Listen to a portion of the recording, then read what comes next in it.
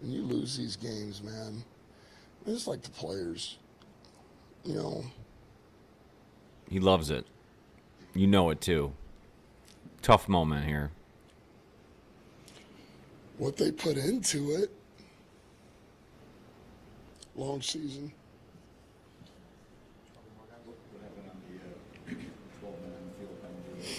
It's my fault.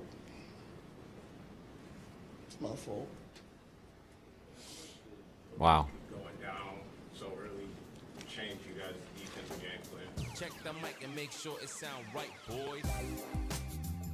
Just a heartbreaking ending to a record-breaking season for the Detroit Lions as they are upset by the Washington Commanders in the divisional round. Welcome back to the channel. I am your host, Johnny Gaz. Thank you for returning for another video. Now that we've been able to separate for a little bit of time and digest what happened, let's reevaluate what happened in the divisional round between the Detroit Lions and the Washington Commanders. Let's look at the bigger picture and answer that question: why the Detroit Lions did not win the Super Bowl. Let's go.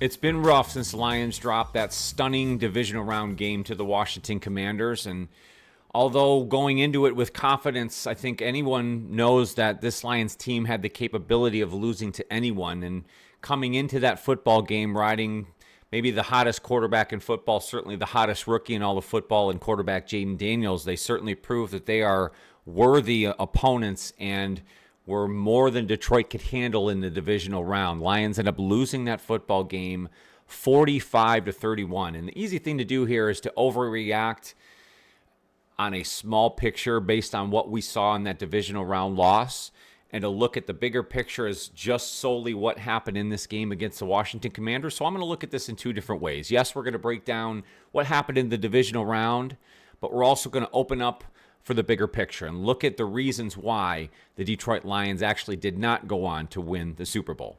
Let's first focus in on this divisional round loss to the Washington Commanders. Again, Lions dropped this game 45-31. Lions went up 14-10 in this game, but after falling behind 17-14, they were never able to take back control of this football game. Defensively, they just were not able to get stops against Washington, and I think the biggest problem in this game is the turnovers. They had 5 turnovers to 0 compared to Washington in this football game, and that's just not a recipe for success. Jared Goff alone had 3 interceptions and a fumble in this football game, and then the last interception was a product of Jamison Williams on an end around and really not making the smart play, and we'll talk about that here in just a moment.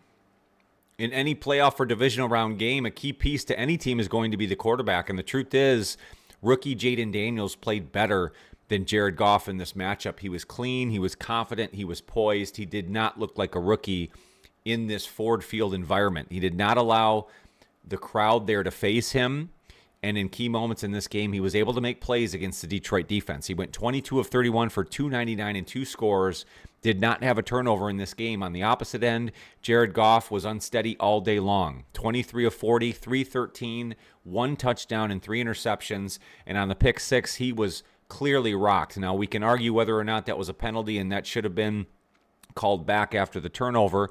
But the truth is, I think at that point, Jared Goff had really lost control. After that point, you could tell that that hit had clearly phased him. I don't know if there was a clear injury involved there, but he just didn't seem to be the same quarterback. Ultimately, Washington, Jaden Daniels got the plays that they needed to make this thing happen in the divisional round.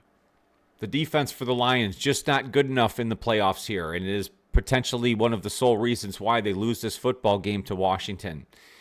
And it's highlighted by the Amik Robertson injury so early on in this game. He ends up breaking his arm, and it's just a microcosm of the bigger picture, which, again, we'll talk about here in a moment. Once he goes out, a lot of key pieces had to shift in the Lions secondary, and you saw Washington make plays, especially Terry McLaurin, other key pieces there. Even the running game was able to get some things going to really keep the Lions defense on their heels the entire football game. There were also key mistakes in this game that I think you could credit back to the coaching staff, one being the 12 men on the field penalty, as Washington is driving, ultimately could have held them to a field goal. That penalty gives Washington a first down. They end up scoring a touchdown on that drive and really separating themselves in this matchup. That combined with what I thought was some questionable offensive play calling and an inability to adjust defensively to be able to get stops in the second half against Washington to really flip this football game. You have that combined with what I thought was an inability to get away from David Montgomery. I know that they wanted to get him back involved. Getting him back, having that running back duo at their disposal is a good thing, but once they noticed that Montgomery was not efficient or effective on the ground, they continued to go back to him and just seemed to be unwilling to just allow Jahmyr Gibbs to be who he was. And he was fantastic in this football game. When he was allowed to put his hands on the football, magic seemed to happen. Unfortunately, on the other end, David Montgomery just couldn't get his thing going here in this game coming off that injury, and I think the Lions were a little stubborn in sticking to it. And maybe a small thing, but goes back to some of the coaching gaffes that we referred to here, is the Lions' kick return game was terrible in this matchup. We talked about in the game preview how Washington likes to allow for returns, and you can see why, because they're able to pin teams back. It was almost as if the Lions were not prepared for kick returns. Goes back to some coaching gaffes we just talked about. Were the Lions truly prepared for this football game? We know the coordinators, offensive and defensive coordinators, are being highly sought after for head coaching positions.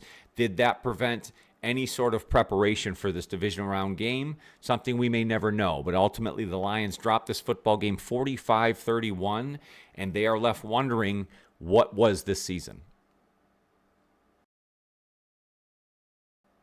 So let's look at the bigger picture and answer the question why the Lions didn't win the Super Bowl. And as we mentioned, it's easy to look at the downfall that was the divisional round game against the Washington Commanders and focus in on that as our reaction and overall big picture view of the season. But we have to put this into perspective. The Lions had an historic 2024-25 season. Record-breaking 15 wins, a first-round bye, first seed, all-pros, Pro Bowlers. You know, so many great things happened this year. You have a solid core group of players that you can move forward with. You have your core group from your ownership, Sheila Ford Hamp, to your front office and Brad Holmes, to your head coach, Motor City Dan Campbell. Those three, the trifecta, are here and will be here to move this thing forward in the future. So the culture, the grit, everything will carry over. So we can't get too boggled down and this thing is going to be blown up because of what the situation is with the offensive coordinator and the defensive coordinator. We know that Ben Johnson and Aaron Glenn are going to be highly sought after and will most likely take head coaching jobs now very soon after this divisional round loss. The Lions will have to adjust. That's really their biggest offseason move now, is how do they adjust to all of these coaching changes that they're going to have to make. They're going to have to reset their offensive coordinator, reset their defensive coordinator. It sounds like there will be some assistant positions that will open up because of that, and they may have to make some front office moves to reset sort of the organizational alignment. But the true big picture, the culture, will still be there to carry forward. So why didn't the Lions win the Super Bowl? Well, I think the first thing is the injuries, and I'm not playing that card as an excuse, but the bottom line is the Lions were the most injured team in all of football this year. I believe the number got up to 18 players on injured reserve, and almost all of those were solely on the defensive side of the football. The Lions lost the game to the Washington Commanders for a lot of reasons, but ultimately, defensively, they just couldn't get stops. They couldn't contain mobile quarterback Jaden Daniels, and that was a theme for the season here for the Lions. And that goes back to even prior to the Aiden Hutchinson injury. The start of this season, the primary goal was to increase the defensive line's effectiveness. They brought in a lot of talent to try and help that. Well, with all of these injuries, that sort of became almost impossible to do. They were having to bring the next man up in almost every category throughout their defensive line, even into their linebacking crew and their secondary. The Lions were shuffling players all season long, and you have to give a lot of credit to Aaron Glenn, the coaching staff, and all the other players involved to be able to get them to 15-2 and this historic record for a season, even through all of these injuries. But the truth is, through all of these injuries, it really affected what the Lions could do defensively, and it really came to a head here in the divisional round. And although it looked as if the Lions had figured some things out schematically in that season-ending victory against the Vikings, the clinching victory for the NFC North in the first seed, it just seemed like Minnesota seemed to show themselves as the team that they were, and the Lions defense were really more what they showed in previous weeks, let's say against San Francisco or in that Buffalo matchup. So the injuries really got to the point where the Lions just could not compete talent-wise with some of these higher-class teams. And although it's not an excuse to why the Lions lost the game against the Washington Commanders, they still should have found ways to win that game. 5 turnovers and other things really contributed to that. I think ultimately the injuries were the Lions' downfall here in this 24-25 NFL season. Injuries are not the only reason the Lions were not able to complete their ultimate goal this year. I think if you look back on some of the offensive and defensive schemes the Lions brought to the table here, I think there was an unwillingness or maybe an inability to adjust. And I think ultimately you look at the defensive side, and we talked about the injuries and how that might affect what you can do schematically. I just don't think the Lions had enough talent or pieces, especially maybe in the linebacking crew and in their back end at times, to be able to assist their defensive line. Well, I think you can also look at the offensive side of the football. I think a lot of times Ben Johnson might have got even too creative for his own good, and I think it shined heavily in the loss to Washington in a situation where you put Jamison Williams in a spot where he had to decide whether or not to try and make a play and throw a football into traffic. It ultimately ended in an interception, which really killed the Lions' chances of a comeback here in the divisional round. Little things like that throughout the season where it seemed like the Lions didn't want to or had the inability to adjust or make the right play call at the right time. Creativity is fantastic, but only if used at the right time if it's effective. And I think in some cases that played against them this year. The Lions were devastated last year in that NFC Championship loss to the San Francisco 49ers, and you hate to think you're left with a lot of the same feelings here in this loss in the divisional round to the Washington Commanders.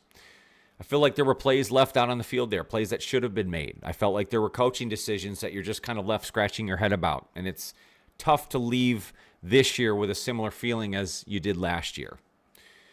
The other thing is you saw the best and worst of Jared Goff. In this season, you saw the most efficient quarterback in the NFL and a potential MVP candidate in Jared Goff. But you also saw a bad Jared Goff, let's say against the Houston Texans. He had 2 interceptions against the Minnesota Vikings and then ultimately had one of his worst game of the season in its last here in the divisional round against the Washington Commanders. So all the questions that you had about is Jared Goff elite? Could he be elite? Has he answered all those questions? Well, unfortunately, I still think those questions are still there. Can he win the big game?